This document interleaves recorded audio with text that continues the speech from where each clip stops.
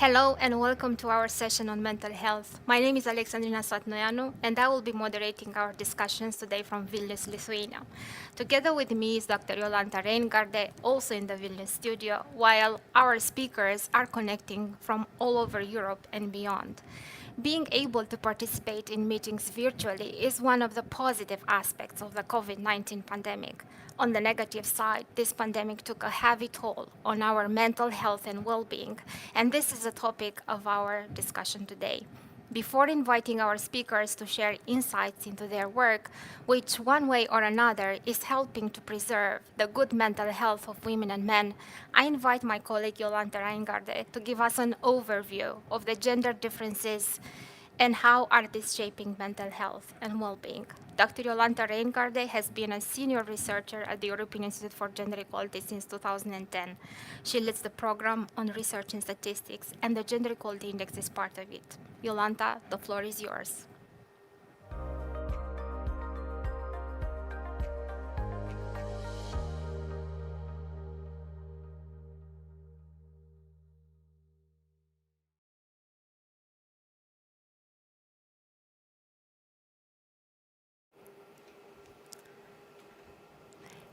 Thanks, Alexandrina, and my warm welcome from Vilnius.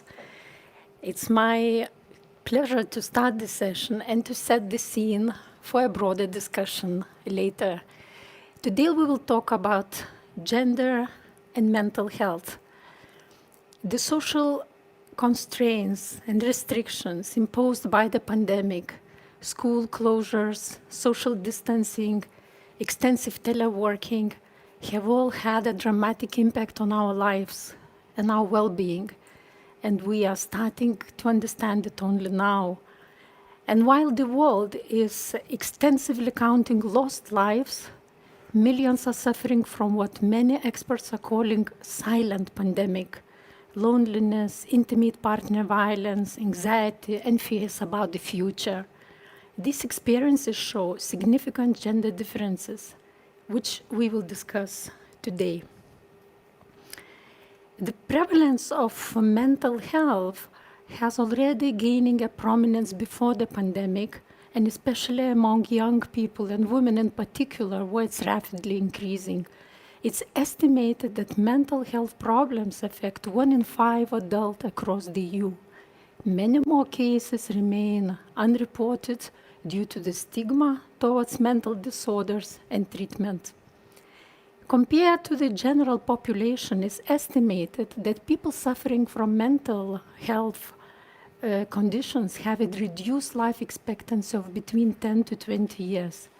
It also presents a big economic burden. At society's level, the total cost of adverse mental health is estimated at more than 4% of GDP across EU countries, which is over 600 billion euros per year, as estimated by OECD. We need widespread awareness of gender inequalities as a major determinant of mental health inequalities, and how mental health intersects with gender norms and broader systems of oppression. We need broader awareness of how gender biases in health research and healthcare systems and treatment keep reinforcing gender inequalities. In this presentation, I will provide an overview of some of the impacts the pandemic has had on the mental health of women and men, and we will explore how gender contributes to shape mental health. World Health Organization defines mental health quite broadly. It's a state of well-being in which individuals can realize their own abilities, cope with the normal stresses of life, can work productively, and are able to make a contribution to their community. WHO has developed a measure of well-being where a score of 100 represents the best imaginable well-being, while scores of 50 and lower indicate the risk of depression. It's considered a vital tool for measuring mental health and screening depression in various populations. As you can see in the graph, the self-rated mental health index is slightly higher for men than it is for women, 66 compared to 62 at EU level, and this trend applies to all member states. By the way, these are pre-pandemic numbers. Women are significantly more likely to report feeling unhappy, depressed, unable to overcome problems, and at a loss of self-confidence. What you can see also in the graph that the larger gender gaps to women's disadvantage are found among lone parents, in the youngest and older age groups, and lowest income group. The score of women with disabilities is very low at 50 and indicates a risk of depression. This might also be an indication of a poor access to services that people with disabilities are living with. Our analysis of the global burden of disease data based on diagnostic criteria from 2019 shows that in the European Union, a total of 37 million adult women over 20 and 34 million adult men suffered from mental ill health, which is 20% and 18% of the total population of adult women and men, respectively. It's more than the whole population of France. According to WHO, half of all mental health conditions begin by 14 years of age, but are mostly undetected and untreated. World Health Organization estimates between 10 to 20% of adolescents globally experience mental health conditions. In the graph, you see the most common mental health conditions in the EU and gender-specific patterns in mental health. Across the European Union, women self-report consistently higher rates of so-called internalizing disorders. Women are 1.7 times more likely than men to suffer from depression, twice more likely to have anxiety disorders. Gender differences in eating disorders are 3 times higher to women's disadvantage. Men self-report twice as high levels of so-called externalizing disorders, such as substance use disorders. To emphasize it again, mental distress during the pandemic is occurring against a backdrop of high rates of mental illness that already existed prior to the current crisis. The full effects of COVID-19 pandemic are still unfolding, but preliminary findings point to profoundly unequal social and economic consequences across the European Union. We will talk about a few of them. Social isolation, fear of infection, grief, and financial distress are among enormous stressors. The fall in physical activity, an increase in substance abuse, especially among men, has a profoundly negative impact on mental well-being of their own and also of their family members. Evidence of these consequences is emerging, while multiple accounts of different population groups show increased signs of distress, such as post-traumatic stress disorders, suicides, eating disorders, especially among young women, violence against women, and also parental and professional burnout. The self-rated mental health index points to a worrying deterioration of mental well-being in the EU since the pandemic's outbreak, and in particular among women in younger age groups from 18 to 34, and also 35 and 49. And this could be due to increased care workload resulting from school closures, movement restrictions.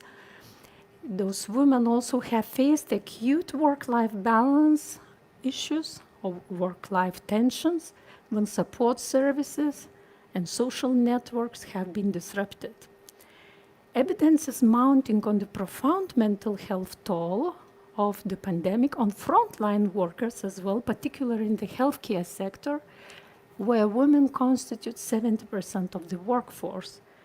Health workers are already at a high risk of poor mental health in normal times, also due to staff attrition in nursing. The risk increased with the stress of poor pandemic preparedness of health systems, trauma from having to prioritize care and seeing patients suffer or die, insufficient rest, and the fear of infection or infecting others. For For example, in Denmark, a survey among nurses found 37% of them wanting a job outside the nursing profession. The International Council of Nurses argues that this pandemic-induced health crisis is worsening gender inequalities, gender-based violence, and social stigmatization, which nurses experience globally. The mental health consequences will be felt for a long time and will peak only after the pandemic has subsided. The analysis of the Gender Equality Index shows that the high levels of overall gender equality in society support good mental health of women and men. The index explored this in more detail, but today I would like to highlight just a few specific ways in which gender norms and unequal gender relations contribute to the burden of poor mental health. Before the pandemic, 1 in 3 women in the EU has survived the physical and sexual abuse by an intimate partner, a number that has remained largely unchanged over the past decade. And social distancing and restrictions of movement have trapped millions of women and girls at home with their abusers. In addition, increased use of internet and social media led to a sharp rise in cyber violence against women, which is worst for young women aged 15 to 24. As we all know, violence against women has a profound long-term psychological impact on survivors and their children and leads to a range of mental illnesses. It's a major factor, by the way, of gender differences in prevalence of mental ill health. Traditional masculinity norms, they also affect men's health in multiple ways. These include inability to recognize depressive symptoms, displaying atypical symptoms such as violence, anger, substance abuse, reluctance to seek professional help, to use therapies and medication. For example, gender differences in deaths associated with mental health, such as suicide, alcohol, and drug abuse, are particularly stark. Mortality from overdoses is almost 4 times higher among men. The age-standardized mortality rate for suicide among men is 5 times above women, and especially in Central and Eastern European countries. WHO data on health behavior in school-aged children show that nearly every second girl reports mental health difficulties at least once a week, compared to 34% of boys. And poor mental health significantly grows in tandem with greater dissatisfaction with body image, especially among girls. As highlighted in IGE's previous research, these concerns among girls, they correlate highly with the use of social media, which in a way open new spaces for the subjection of women and girls to unachievable standards of beauty. Lastly, caregiving is an important determinant of physical and mental health of those providing it, mostly women, as they experience accumulated chronic stressors and often neglect their own health. The impact of caregiving to mental health, unfortunately, is often overlooked. To conclude, deconstructing harmful gender norms and promoting a gender equal society can only benefit mental health for all. The true extent of the pandemic consequences on our mental well-being, as I mentioned already, will take time to unfold. And the renewed effort to promote quality and accessible mental health services is absolutely key. Recovery and Resilience Facility acknowledges health and resilience as one of its key pillars and builds on the premise to invest more in health systems. But the response can only be successful if all aforementioned inequalities are recognized and addressed. Besides huge losses, pandemic is also an opportunity for change. One more reason to ensure gender is considered at all stages of recovery response relates to addressing harmful gender norms and gender stereotypes to seeking treatment, combating stigma of mental health services, and strengthening awareness of gender and intersectional inequalities in mental health research and treatment. Thanks a lot for your attention.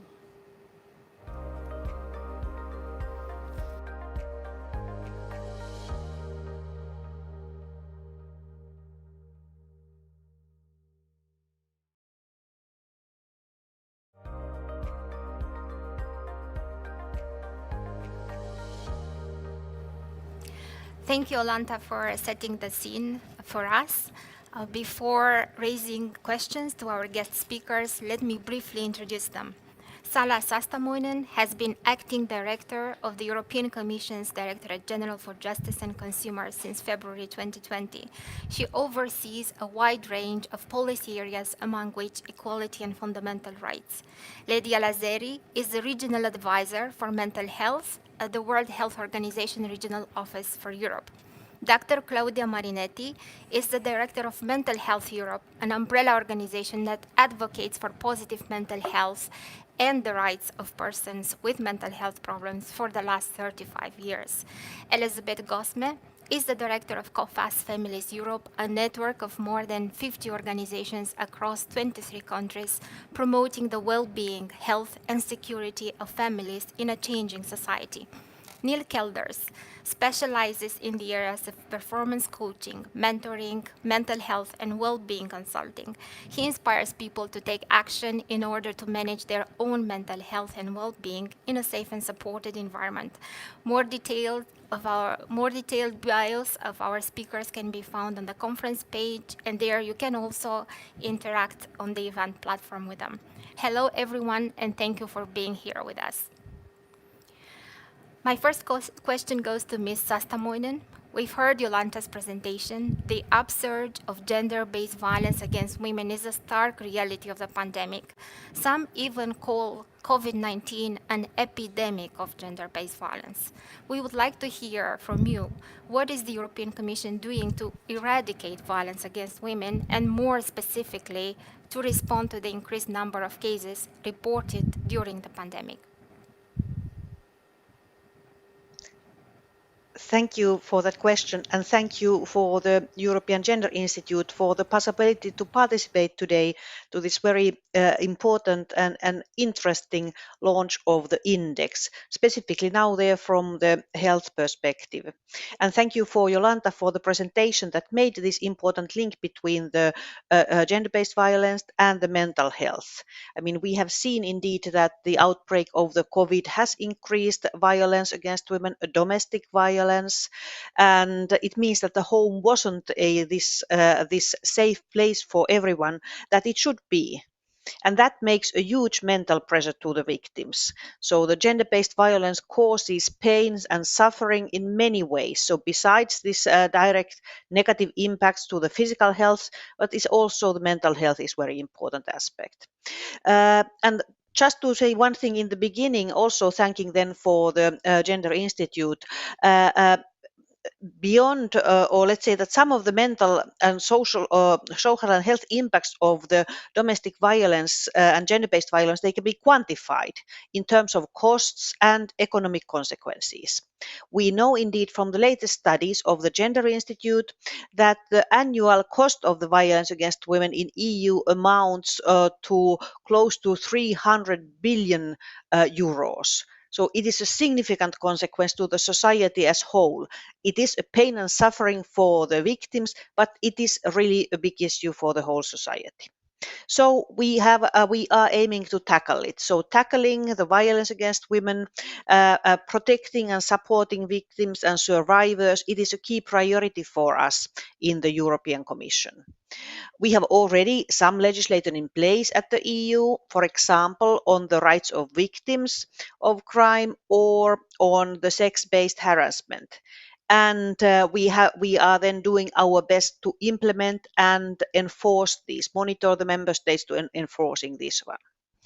But we have seen that these measures are not yet enough. So in our gender equality strategy, we are foreseeing then further actions.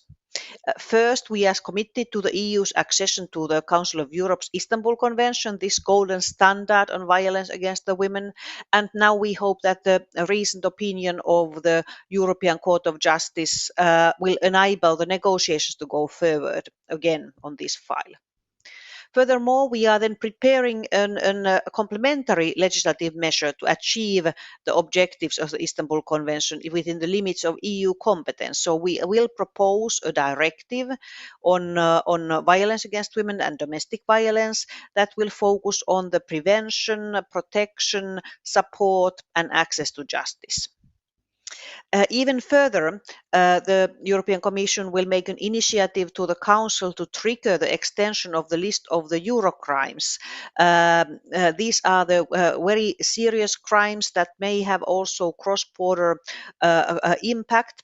And on that basis, we find that the hate crime and the hate speech are such crimes that should be actually tackled at the European level, and we will do this type of the proposal. It is a two-step proposal. First, to agree on this political decision that this has to be tackled on the European level, and then later we will be able to propose then the EU level criminalization on this area.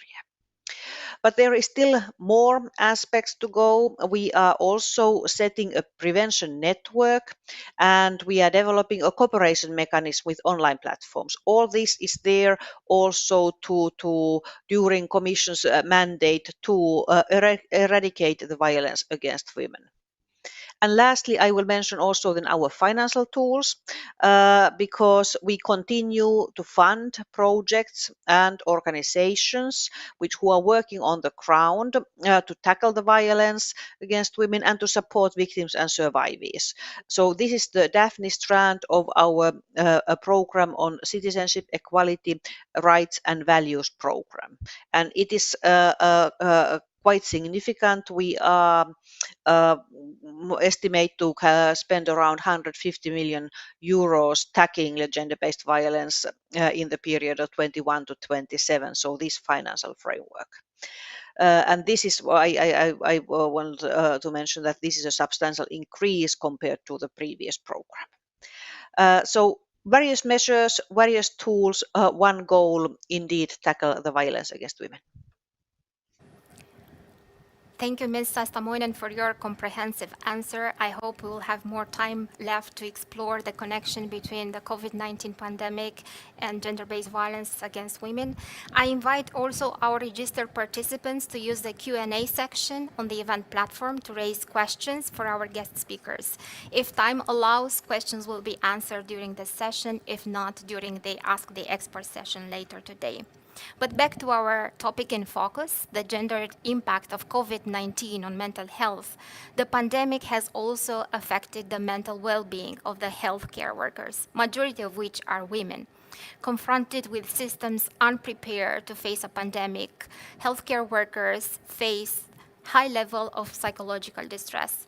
Ms. Lazeri, which are the recommendations of the World Health Organization that the member states should be taking into account to safeguard the well-being of the healthcare workers? And how is gender reflected in? Thank you. First of all, allow me to thank very much the Gender Institute for not only organizing this, but also for inviting the World Health Organization to be part of. And I'm very happy to have here in the panel colleagues with whom we exchange through other platforms. So thank you very much for this. Coming back to your question, I'd like to say that we are following very closely the situation of mental health impacts of COVID-19 in the WHO European region. Allow me to put a bracket here. For us, the WHO European region is larger than the European Union because it includes also Central Asia, former the new independent states, and the Western Balkans, the Southeast Europe, and so on. So Caucasus and so on. So it's larger than the European Union. I want to say that because what I'm going to refer to captures, of course, the realities of all this large region that is for us the WHO European region. Um, through engaging with experts from all across Europe in studying the mental health impacts of COVID-19, we have first tried to understand where are the vulnerabilities. And the vulnerabilities are both old and new. The previous speaker talked about vulnerabilities that existed before the pandemic, and we already verified that, yes, but also we uncovered new ones, or the pandemic served as a stressor for exposing or for heightening or for making the vulnerabilities more severe. For instance, domestic violence came very strongly mentioned here, and I can only confirm through our the evidence that we have gathered around, it is very obvious that domestic violence has served as one of the major determinants for worsened mental health status of the people affected by.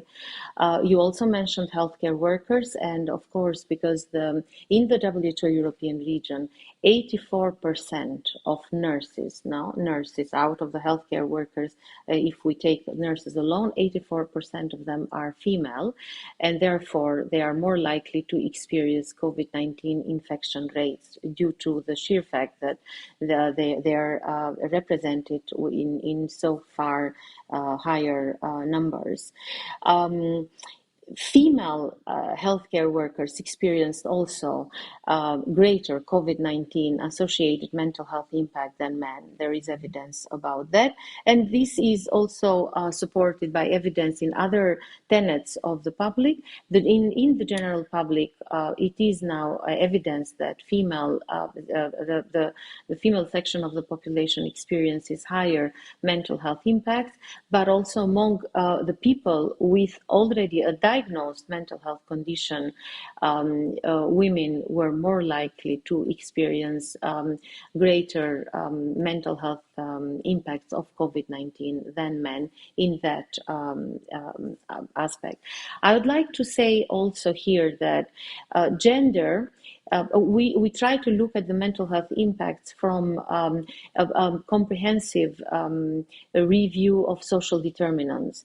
And when we talk about, for instance, I mentioned nurses among the healthcare workers force, nurses as being exposed to COVID-19, but we also find that nurses are more exposed to mental health impacts, because obviously gender is not the only determinant that evokes mental health impacts.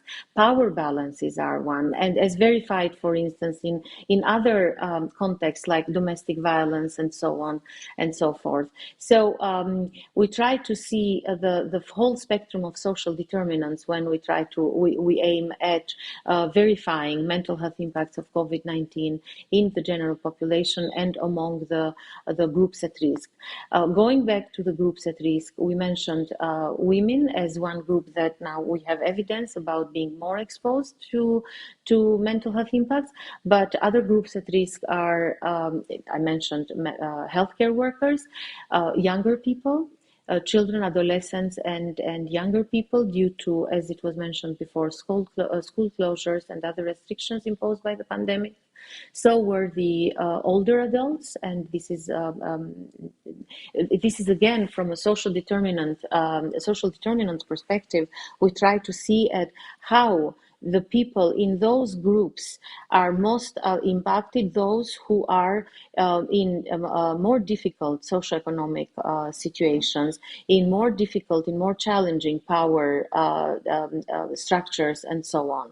And therefore, what we are trying to do in WHO is to develop the answer to how to address those mental health impacts from a comprehensive social determinants perspective, and the well-being also perspective. We have the lessons learned that we are continuing to build on the mental health impacts of COVID-19 served to develop and to formulate what we have now as an endorsed European framework for action on mental health. And on the basis of the evidence, we have identified what are the key actions and what are the key priorities. And the key priorities are to work on those that are most left behind, namely younger people and adolescents and younger people, as well as older adults, but also to work an absolute priority to work with better with data. What we struggle in our region and also globally is the quality, but the quality, accessibility, and utilization of data. What we are trying to data related to mental health. What we're trying to enter to support is a set of indicators that capture the various aspects, including gender, of course, of mental health status of the population, but also the performance of mental health systems, because those cannot go separate. We are trying to integrate them into one set of indicators that we are hoping to together with our partners, member states and partners, to go towards a mental health data lab, which means that from soon we will have a faithful picture of what is going on in our region among both the population but also systems, so that all actions we advise our member states to take are grounded on evidence.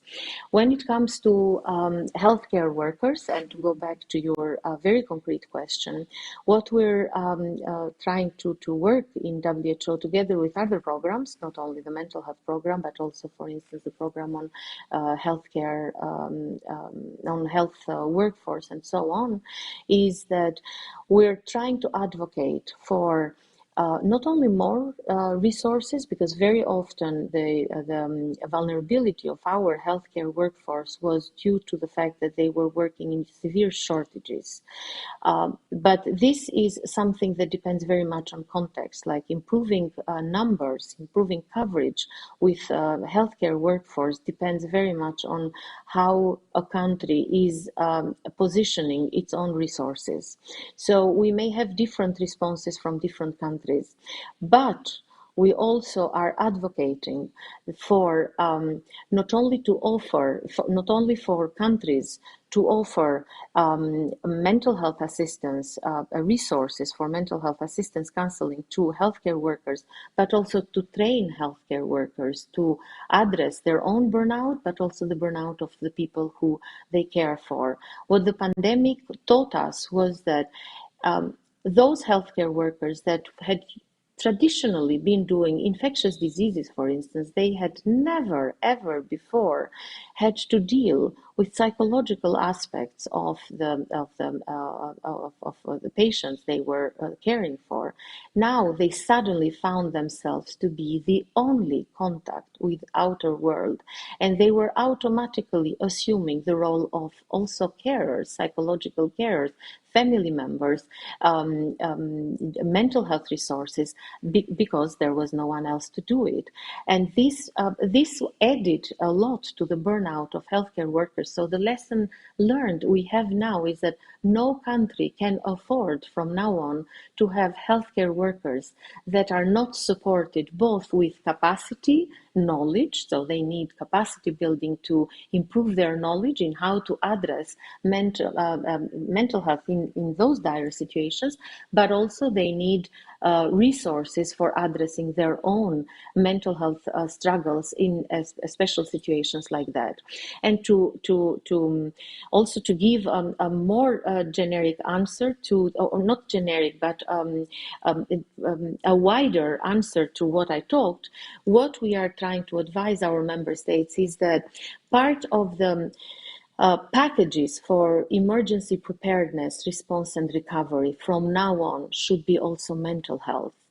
We cannot afford, it's very clear now that it's no longer the pandemic or emergencies or humanitarian situations cannot be addressed alone through medical supplies, protective equipment, vaccines, medications. They need to include all those plans, need, in addition to all of what I mentioned, need to have a very clear component of mental health preparedness, both for healthcare workers, but also for the public health systems in general.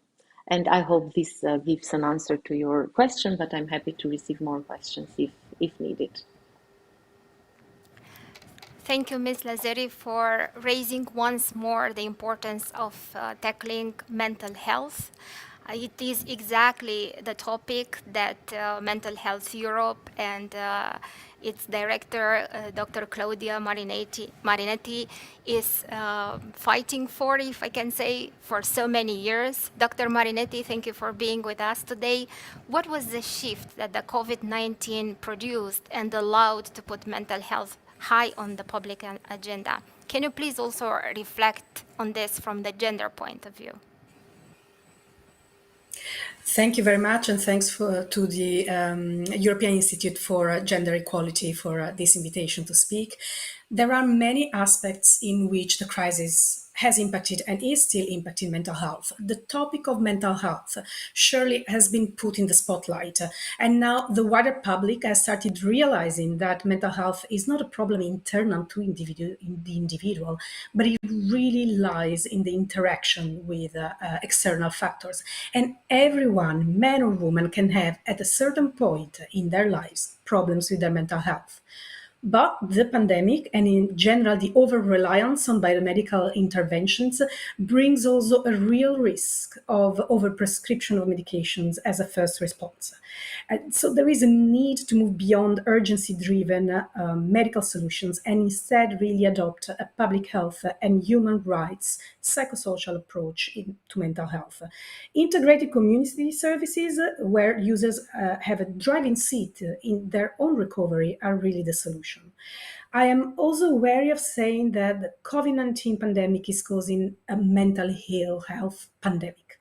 Stress and anxiety caused by working conditions, by a lack of adequate social protection, loss of loved ones, risk of or actual unemployment, social isolation, these are not new challenges. Surely, though, the pandemic is exacerbating them and it is amplifying their impact. This is to say that many reactions in terms of mental distress are normal reactions in these times. They should, of course, be taken care of, but not pathologized. Then there is, of course, the issue of people who need to access mental health services, and during the pandemic, these were disrupted. Some community-based services showed a high degree of adaptability and were able to reinvent themselves to support those who needed them. Another story can unfortunately be told about people who are still nowadays in Europe institutionalized. The isolation worsened by COVID-19 meant an increase in the risk of human rights violations for people that were held in institutions. And this goes to say that it is crucial to continue with the deinstitutionalization of mental health services. These should be brought back to the community where they belong. We also know, of course, that the crisis is hitting some communities harder than others, and it aggravates existing inequalities and worsens the position of those who are already experiencing social and economic difficulties. These can be people experiencing homelessness, migrants, people living in the private areas, but also informal carers. And we know that still nowadays these are mostly women, and the LGBT plus communities. This is why working on the social determinants of mental health is crucial.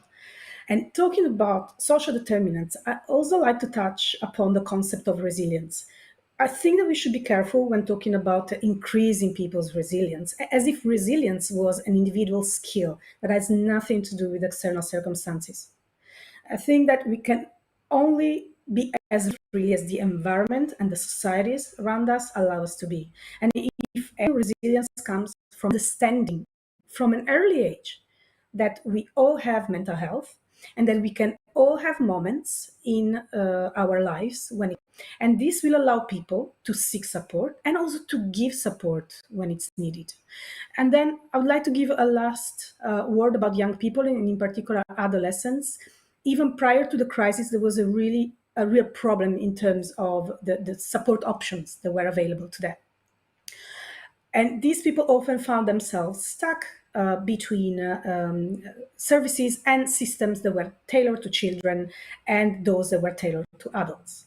So I think that we need to constantly improve our services to make the person that needs them at the center of their development. And we really need to embrace a co-creation approach that takes into account intersectionality. So different types of barriers that people can find, including discrimination and gender-based discrimination, if we want these services to be effective. Thanks. Thank you, Dr. Marinetti, and even once more for ending by drawing attention to the need of services. Our next speaker is representing COFAS Families Europe, an organization which has been offering family support services all this time. And we know parents and carers were put through a lot of strain during the pandemic. Ms. Gosmem, hello. I want to ask you today, how did your organization perceive the gendered impact of the health pandemic? Thank you very much, Alexandrina. Yes, COFAS Families Europe, it's been a challenging 18 months. So for those of you who don't know us, COFAS is a pluralistic network organization working for and with families of all types without discrimination across 23 countries. And the NGO support services within the COFAS network, well, they were indeed very much affected by the pandemic. So many care services closed. Many care workers were scared and not fully equipped with protection. But on the positive side, they also phased in the use of phone lines, email, video conferences, and other technology to offer a wide range of distance services, mental health, medical, social support, rehabilitation, and more. And in some cases actually managed to reach out to more people than usual to provide them with the support they needed, and especially single mothers who don't always have time to engage with different support services. But civil society organizations in our network are honestly still feeling the social and economic impacts of COVID and need to be supported as well through this crisis as key implementers of policy.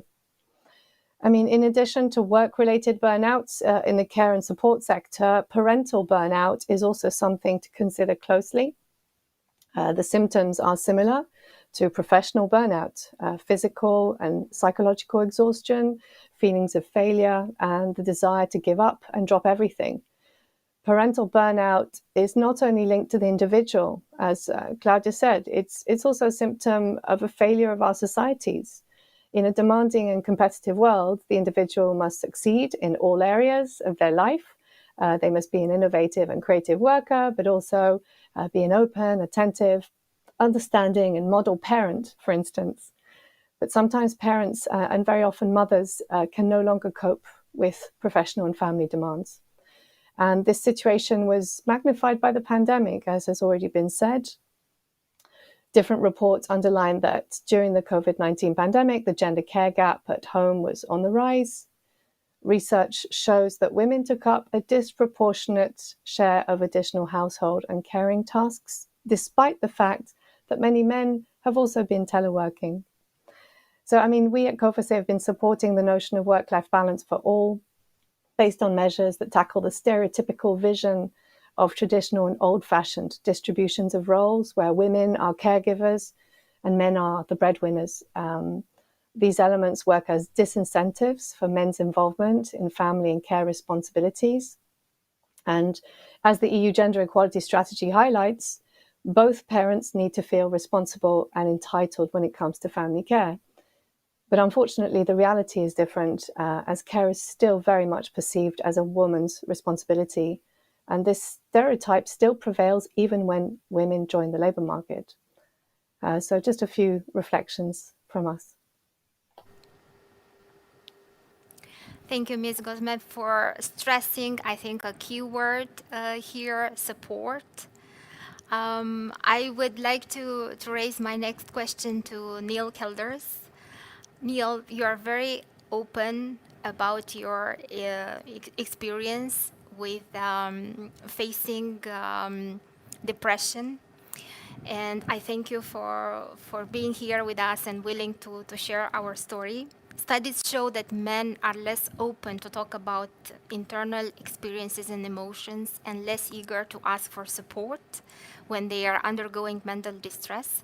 It took you more than 20 years to overcome depression. Did the pandemic, in your opinion, lift the stigma on mental health issues and made it easier for men to talk about it? Alexandrina, thank you very much. And the Gender Institute, thank you for inviting me to the panel. Yeah, I'm weak, right? I should have been able to remain silent behind my mask and deal with my problems myself, or so I thought. I should not be weak, right? And that's a thinking a lot of people have, not just men, women, men, in relation to their mental health problems. I just want to say that I haven't overcome my mental health problems, and I don't think I will ever say I have, even when I'm doing my best, because what I am doing is I'm managing it extremely effectively, extremely well, to the point where I am now living a purposeful, productive, and joyful life. And that's what people can attain.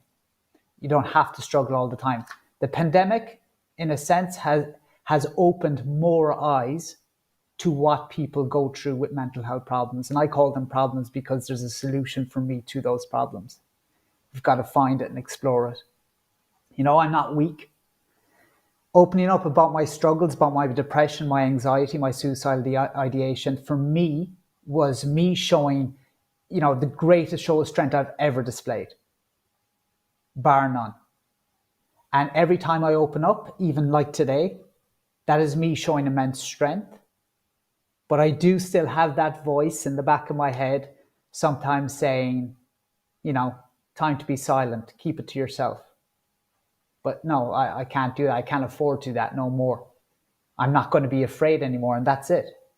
I was afraid.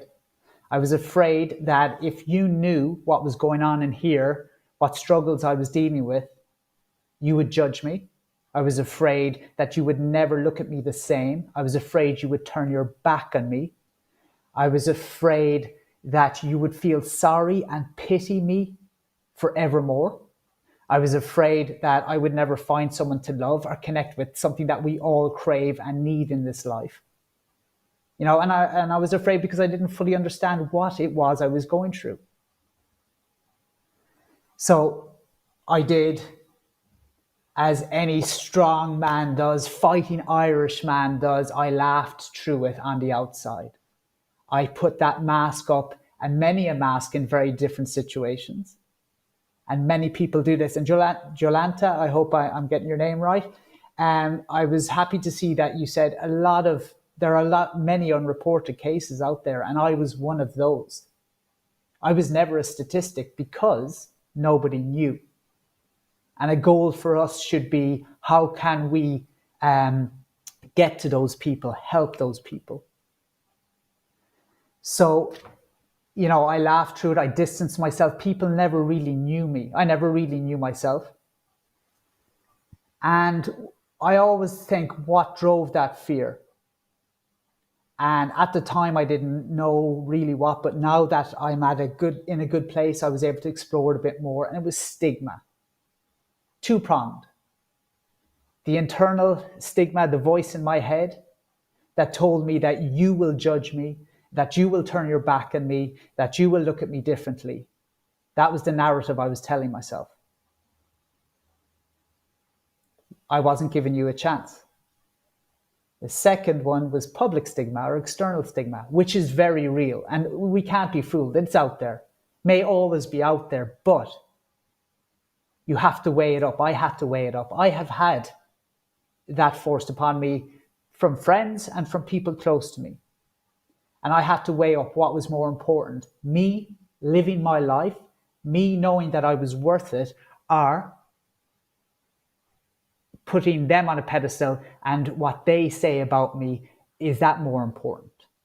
I went with me, I backed me eventually after 21 years.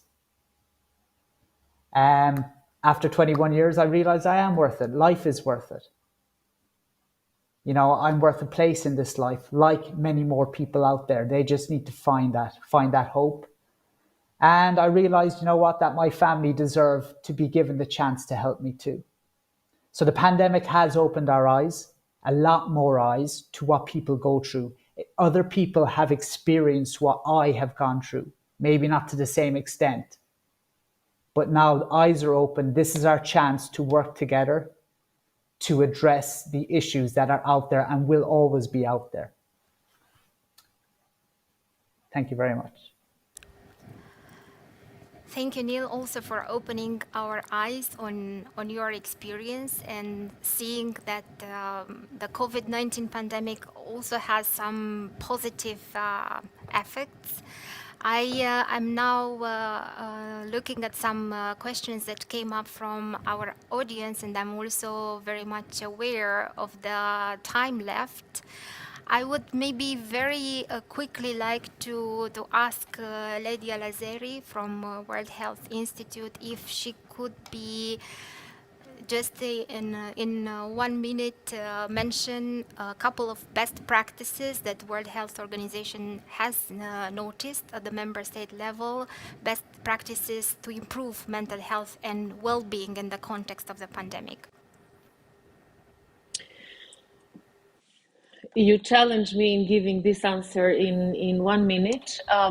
Countries have reacted in different ways. There are countries who have mobilized, for instance, immediately mental health support to their emergency care workers. Even though many countries have wanted to do, not all of them were able to dispatch mental health assistance to emergency care workers. So that is a good practice that we are trying to evoke for the next planning. When I mentioned in my previous speech, when I mentioned to include mental health into the emergency preparedness response, this is a good practice that we would like to evoke. Another good practice is not only for healthcare workers, but for instance, a mobilization of school mental health resources for providing assistance to not only children, but also to teachers. Because what we haven't talked about is teachers, like healthcare workers, have also been exposed to. So the opening of the schools is a discussion that not only affects the mental health and well-being of children, but also the teachers' workforce. And like with healthcare workers, we are desperate to keep teachers in school. We need to prevent teachers quitting their jobs because of burnout. So the mobilization of mental health resources in the education system is something that should be made available not only for the mental health and well-being of children, but also to the people that are supposed to look after them and to educate them. And I could talk more, but you only gave me 1 minute, so I'm stopping here. And if there is more time, I'm happy to contribute. Thank you so much for keeping the time. I would like maybe to address the next question that came from the audience to Elizabeth Gosme, because she is very much aware of what's happening in the network of her organization. Ms. Gosme, can you give us some positive and also negative examples of the effect of the COVID-19 related measures on people's mental health as perceived by your member organizations? Thank you for the question. I mean, a number of governments quite rapidly took measures to support families, but it wasn't without the pressure of our member organizations that had to advocate quite extensively to get special COVID-related leaves, different services to address the closure of ECEC services. So yes, there are lots of positive effects of these measures that were temporarily put in place. But in some countries, it just wasn't enough. It just wasn't enough. And, when we think family, we think intergenerationally. So we think of working parents, but also of working carers. And when you're a carer of a child with disability, you're not just a mother or father. You're a nurse, you are a driver, you are a counselor, you are many things. And this has been, I think, the toughest, to be honest, in terms of mental health. But of course, like others have said, there has been lots of silver linings. You realize many things when you're in lockdown situations, the pros and cons of family life, the community around you. So I think from our perspective, yes, it's been a very stressful period for support services and families that provide that kind of peer support in the community. But not to mention the word resilience again, but it has created a level of, individual, family, and community resilience that maybe wouldn't have happened. Having said that, as was said, national solidarity has to kick in to support families. It's not enough to rely on families as a safety net, and especially not on mothers and carers who are under enough burden as it is. So I don't know, I want to draw out the positives, but to be honest, these are really tough times. These are really tough times. Thank you, Ms. Gosme, for putting things into perspective and sharing your thoughts on building resilience. There are so many other points I would have liked to talk with you about today. Thank you once more to all of you and all of you from the audience following our conference. I would like to ask you for now to return to the plenary session, where there will be closing remarks from IG Director Caroline Schiele and Kathleen Che, member of the European Parliament. That's all from us. Thank you for joining us today.